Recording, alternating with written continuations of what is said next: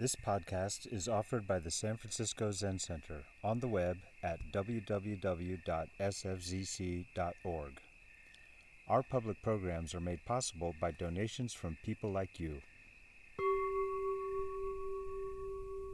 Good evening, everybody.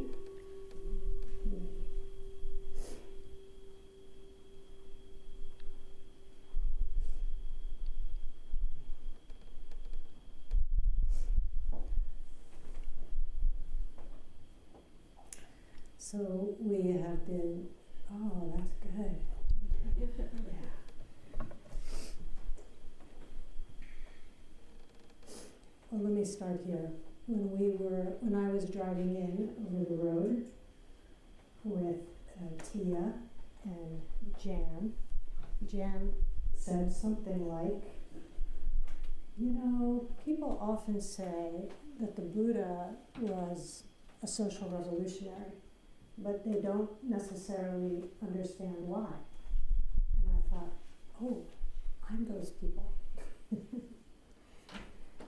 And over the last day and a half, we've had this extraordinary, I would say for me, I've had this extraordinary download of teaching and of coming to understand the time and place and culture of the Buddha, and how it is that what the Buddha did, and specifically creating what we know today as the Fourfold Noble Sangha. The Sangha of monks and nuns, laymen and laywomen, was an extraordinary act given the time, place, culture that the Buddha inhabited, and in particular the very rigid caste or varna system. And what I'd like to offer this evening is sort of a complementary understanding of what the Buddha said, of what the Buddha taught, of what it is that the Buddha woke up to, that I believe is essential to his courage, capacity, and willingness to go against the stream, as he said. To go against the stream of, for us as individuals, to go against the stream of our habits, our patterns, our karmic tendencies, and also to go against the stream in a collective way, to push against systems and structures that were oppressive, unjust, so in both ways.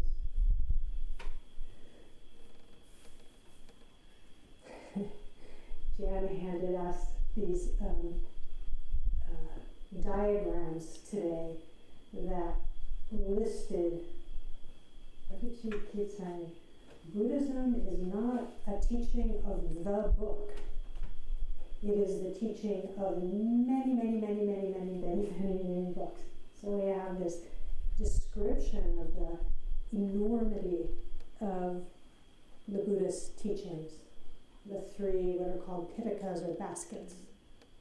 The basket of the suttas, the words of the Buddha, the basket of the commentaries on the suttas called the Abhidhamma, and the basket of the Vinaya, of the monastic rules, precepts, training guidelines, ethical principles. There's so much there. She also told us that something like only about 15% of that entire canon has been translated. You can do the math. There's a lot left. There are a lot of things that the Buddha said that we don't know. I find this very encouraging. Mm-hmm. So I want to touch on and point to two really very central teachings that the Buddha offered that cut across all Buddhist traditions, and then to share with you some thoughts about these extraordinarily radical teachings of awakening. And particularly, in some ways, all of this talk is an excuse to sing some of the songs, the poems of some of the early Buddhist nuns who, in many ways, are largely written out of history, but we know they were there. And we know they were there because the poems of awakening are recorded. And those poems tell us something about the nature of what it is to be alive, what it is to be a human being, what it is to walk the path, and what it is to wake up.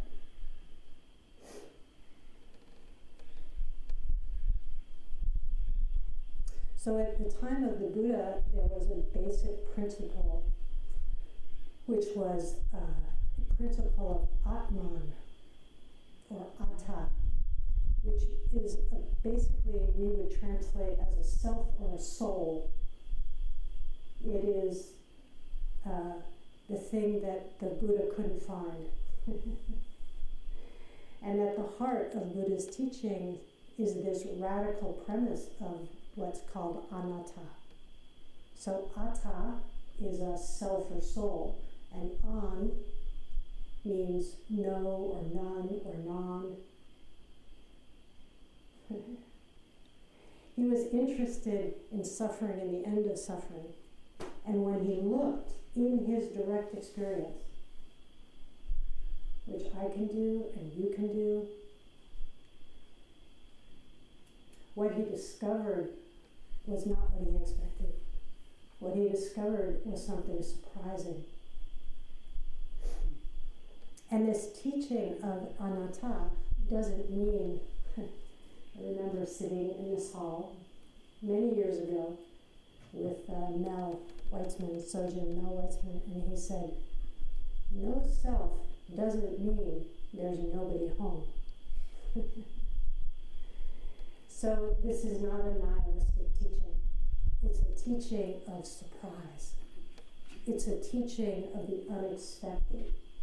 It's a teaching of what I like to call a radical reorientation, which is what all of us are invited into as we walk the path. And this teaching of anatta over thousands of years morphed to become from anatta to shunyata, which Jan spoke beautifully about today, the teachings that came through Nagarjuna, the teachings on emptiness, which basically means not only is there no separate solid I, me, and mine, but there's no separate solid anything else either. In my experience, this part is easier. The teachings on emptiness, it's often described that when the Buddha first gave them, basically people freaked out. They said people had heart attacks, they passed out, they died on the spot because they're so radical. We chant every day, the Heart Sutra, it seems maybe mundane, all that no, right? So we have this evolution of the teaching of anatta to the teaching of shunyata to, as we know in Zen, this beautiful teaching of ta, the teaching of suchness, this kind of pristine simplicity, of justice.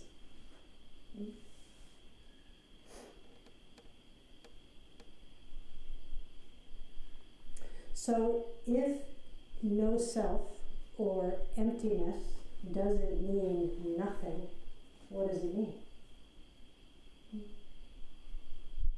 The second central teaching of the Buddha is the teaching of Paticcasamuppada, sometimes called dependent origination or dependent co-arising.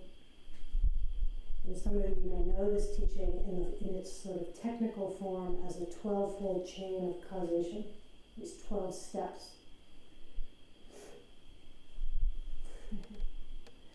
I think, well, I'll read you, this is from the early teachings. The fundamental teaching of Paticcasamuppada is because this exists, that arises.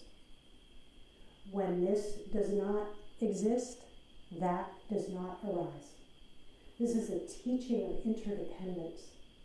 It's a teaching, someone was mentioning to me that I talk a lot with my hands, so here it is. This is the teaching of dependent co-arising.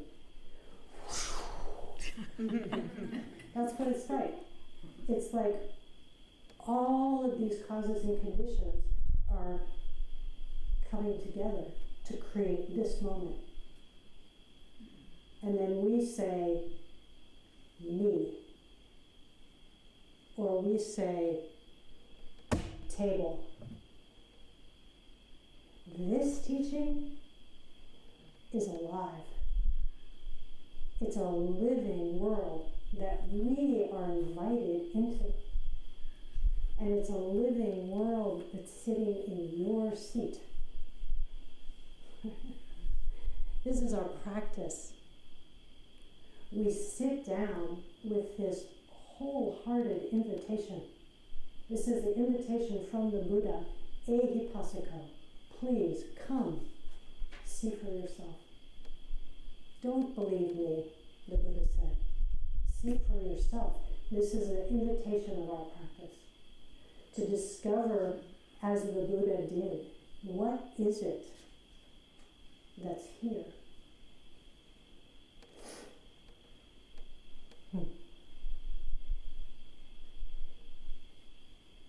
Sometimes the Buddha is described as a great physician.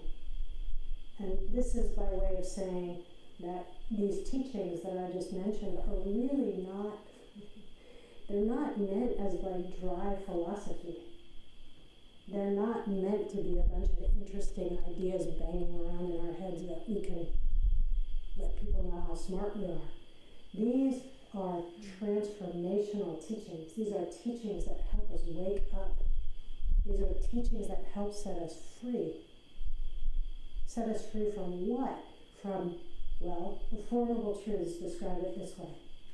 And this is the Buddha as a physician said, there is suffering, dukkha. There's difficulty in human life.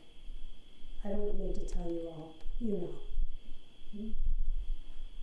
And he said there's a cause of suffering. This is the Buddha giving a diagnosis. And that cause is called tanha. Thirst, desire, grasping. And really, this is not just about wanting. It's about wanting and not wanting. That moment by moment, as we are bombarded by the aliveness of our experience. Some of our experience is pleasant, some of it's unpleasant. When it's pleasant, we like it, we want it, we grab onto it, we try to keep it. I have one of my teachers in the insight tradition who says, describes dukkha as rope burn. Pretty vivid. But there's a flip side, same thing from the other side, which is unpleasant, don't like it, don't want it, push it away. And this is our karmic life. That moment by moment, we think we're in charge. until you sit down and practice for like 20 minutes and you're like, wow, I thought I was doing all that. Try and stop it and you'll see who's in charge, right? So moment by moment we are getting batted about by pleasant and unpleasant, wanting and not wanting, liking and not liking, grasping and pushing away. This is our fundamental suffering. And that suffering is fueled not by evil, not by the fact, it's not because we're bad people, it's because we're confused.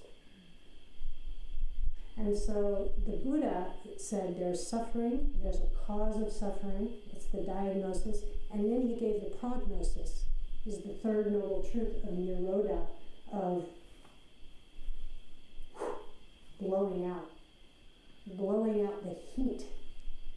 That constant reverberation can get quiet. We can take our seat. We can find our place. We can be right where we are.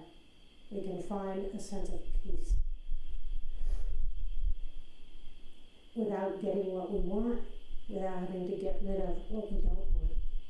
It's always here and available. And finally, the fourth truth is he gave a, what's it called? A prescription, RX.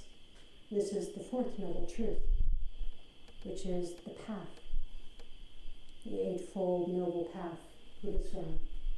And I have been reflecting a lot on the path as a path of radical reorientation. That as we walk the path, the first dimension or aspect of the path is what's called wise view, right view. And our usual view is, I like it, I want it, gimme. I don't like it, I don't want it, give it away. And the Buddha is offering an alternative.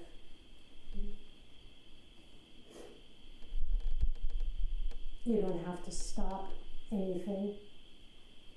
You don't have to get anything. You can be right where you are. And it's right here, being with your experience, that me and you and all of us can discover something vital and alive and whole, complete.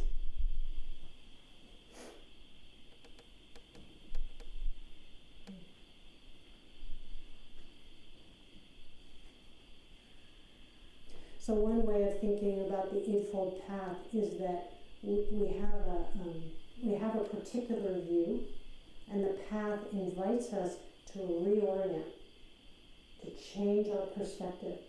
And the whole rest of the path is how we take that reorientation and filter it down. That we move our view through our intention, through our action, through our speech, through our livelihood, and we deepen and ground it through our meditative practice.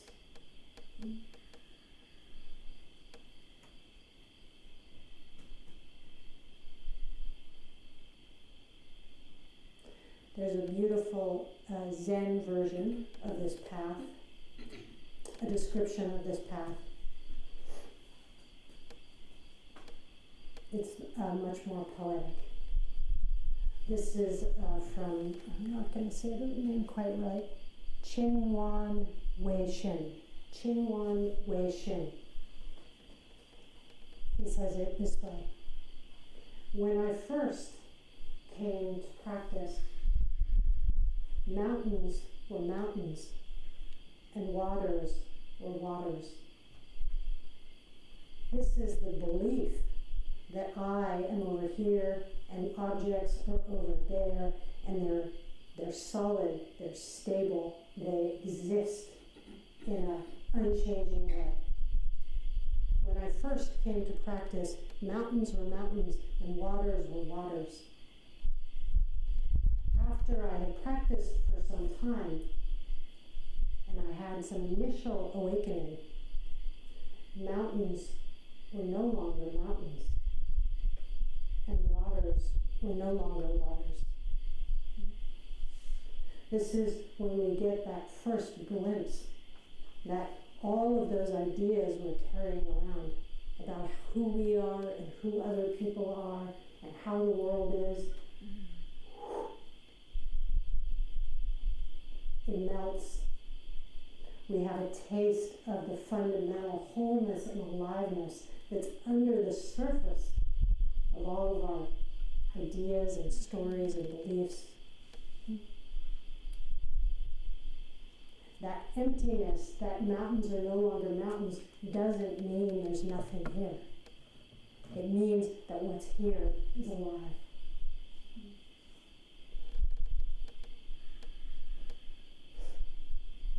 Maybe my favorite way of describing this comes from the opening lines of a book that I heard, maybe here or maybe at Green Gulch in a talk several decades ago.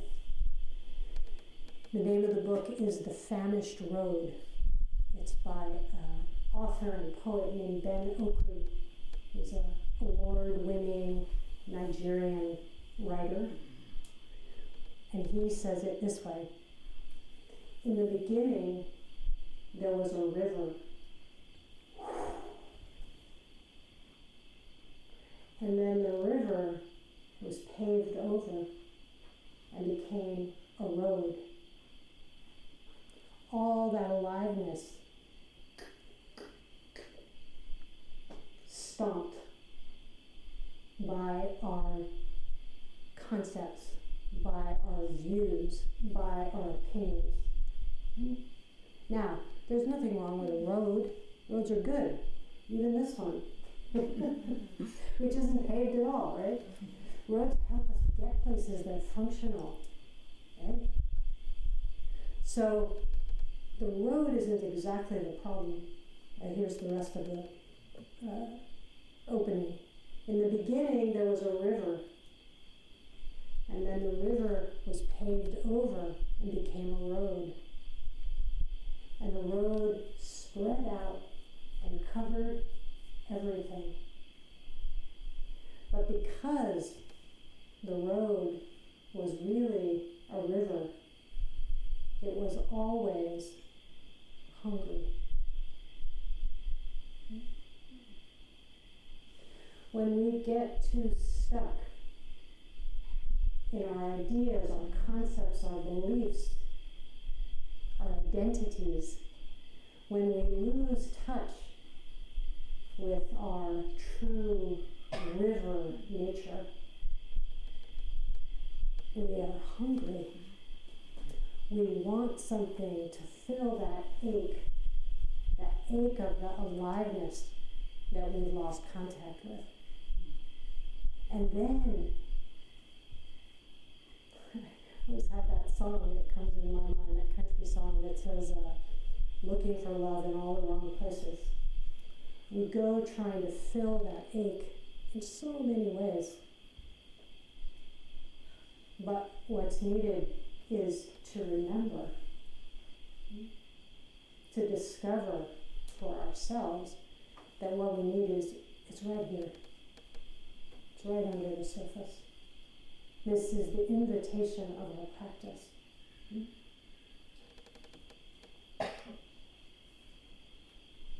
In the Theravadan tradition, there is a phrase for Nirodha, Nibbana, the initial, that sort of initial mountains are no longer mountains moment, which is called stream entry. And technically it means you enter the stream of the lineage, the Dharma lineage. You have the same insight that all of these ancestors for thousands of years back have had. And you enter that view, that way of seeing.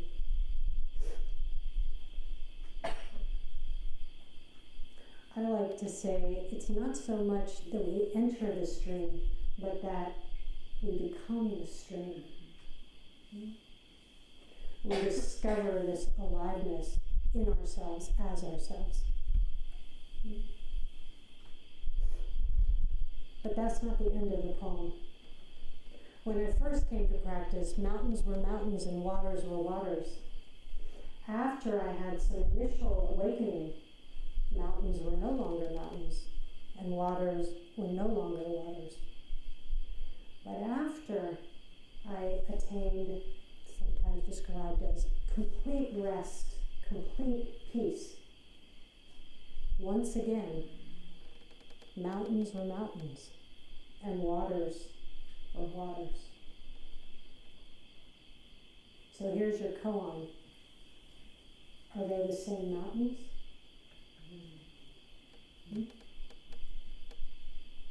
Where exactly are we going on this path? For me, when I ask that question, I watch my mind, and you may see this in your own mind. I watch my mind go, yes, no, yes, no, yes, no.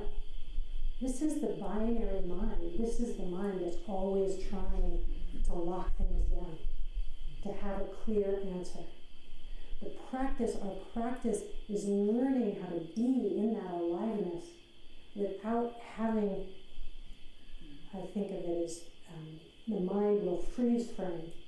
We turn a rushing river into a bunch of ice cubes in an ice cube tray. And then we wonder why we're uncomfortable. We wonder why we're cold. We wonder why we're hungry.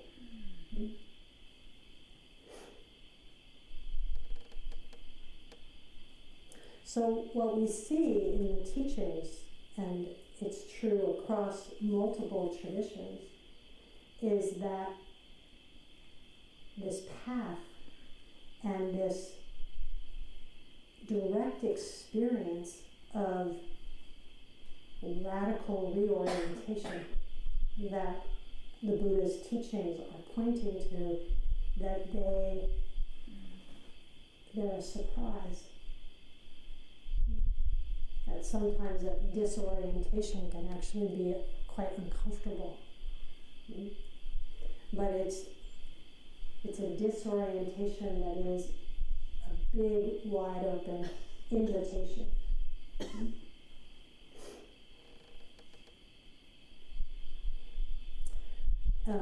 So now I get to share with you the first of several poems from the early Buddhist nuns. And this is one of my most favorite. This is also from the first Buddhist women, the translation of the Therigatha from Maddie Weingast. And this is the poem of awakening from Dhammadina. And I will just say as a sidebar that for many, many years while I practiced here, we didn't chant the women ancestors. We chanted, they were originally called the patriarchs, the Daioshos. And I would actually delight in chanting them, partly because I knew their stories. Over time, we had studied them and learned about them, and they were these quirky guys who, woke up.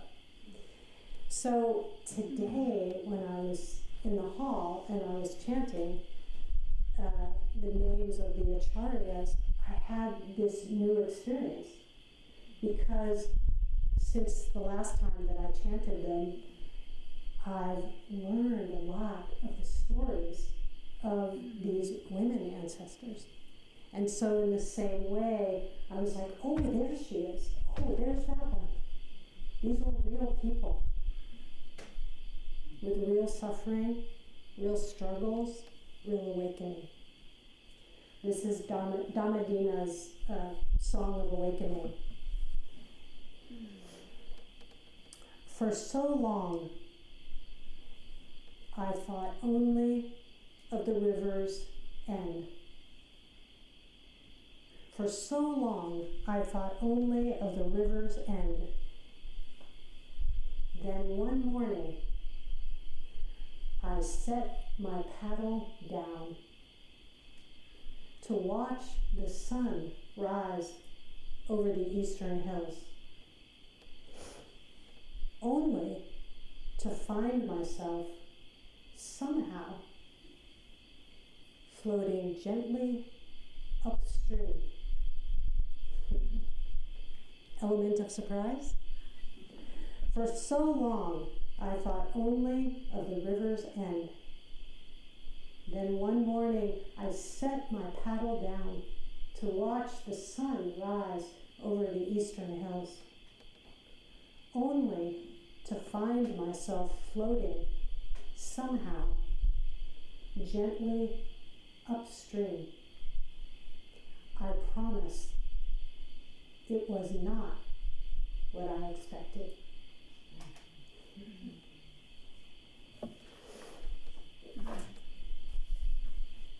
When I came to practice, I was a very hardy paddler. She is laughing because she knows. I worked very, very hard. I was very diligent and actually quite devoted. There was a very sincere love of the practice. Not especially mature, but sincere. And I paddled a lot. And it took me a while to recognize that my paddling wasn't just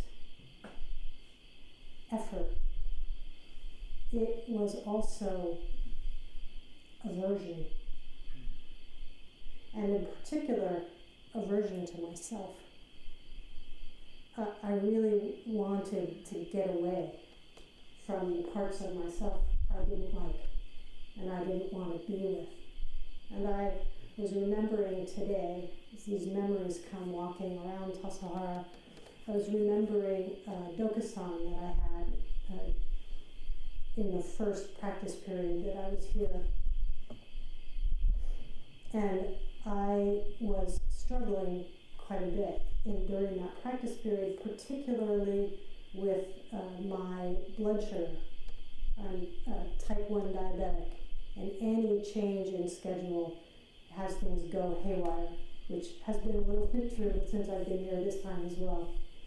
But I was waking up in the night with low blood sugar and a cold sweat, and then kind of stumbling to the hall, exhausted in the morning, and so on.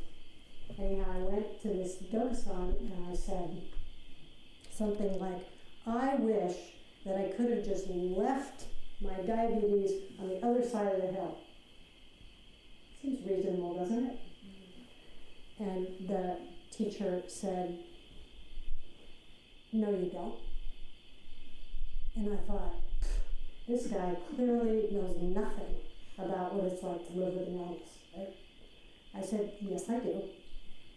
And he said, no, you don't.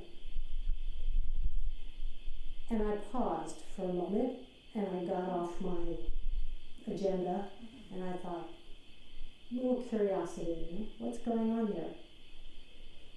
And I said, why are you saying that? And he said, because your diabetes is the thing that needs your compassion the most. This was not what I expected. And it wasn't what I wanted. I wanted to come and be in the monastery and have all my troubles go away. I'm warning those of you who are considering coming to the monastery. It doesn't work that way. But it actually is better. What happens is better. What happens is you get to be yourself. One of my other favorite songs of awakening, this is not from an early Buddhist nun, this is from a Japanese woman who lived a very full life in the world of the court,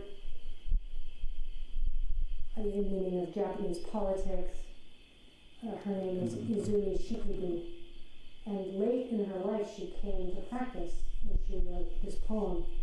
It says, watching the moon at midnight, solitary, mid-sky. The moon is a symbol of awakening. Watching the moon at midnight, solitary, mid-sky, I knew myself completely. No part left out. So you can hear in the songs of awakening of these women, as you could hear in the advice, in the counsel that I was given, that this is a practice that asks us to reorient through kindness. This is a wisdom path. This is a path in which how we see. I sometimes think that that's what we're up to, is learning to see. That this learning to see is not just about our ideas or our vision.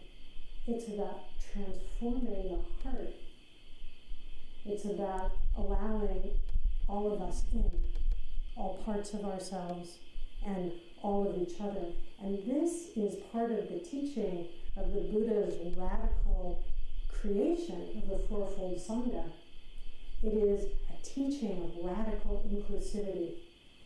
It's for us to be radically inclusive, to invite all parts of ourselves to the table, to the body, to the seat, no part left out.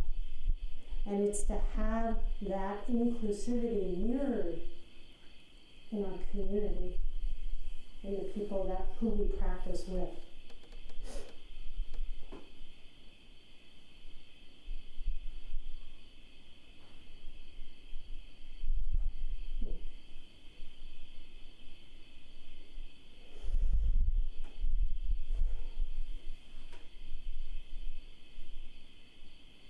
I have about 3 more days worth of things to say, so I have to assess.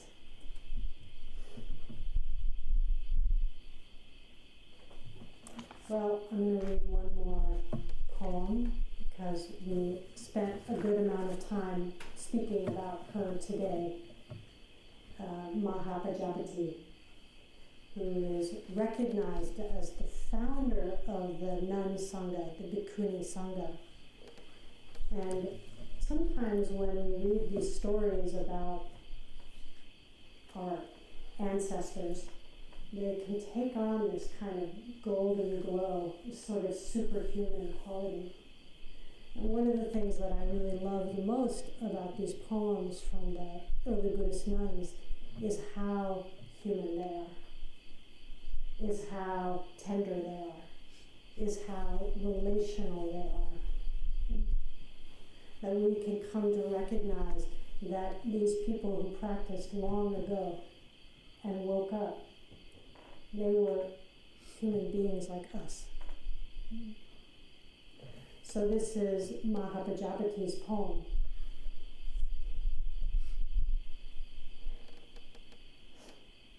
I know you all. I have been your mother, your son, your father, your daughter. You see me now in my final role. Kindly grandmother. It's a fine part to go out on. You might have heard how it all began. When my sister died, the Buddha's mother, when my sister died and I took her newborn son to raise as my own, people still ask, did you know then what he would become? What can I say? What mother doesn't see a Buddha in her child? He was such a quiet boy. The first time he reached for me, the first time I held him while he slept, how could I not know? To care for all children without exception, as though each will someday be the one to show us all the way home. This is the path.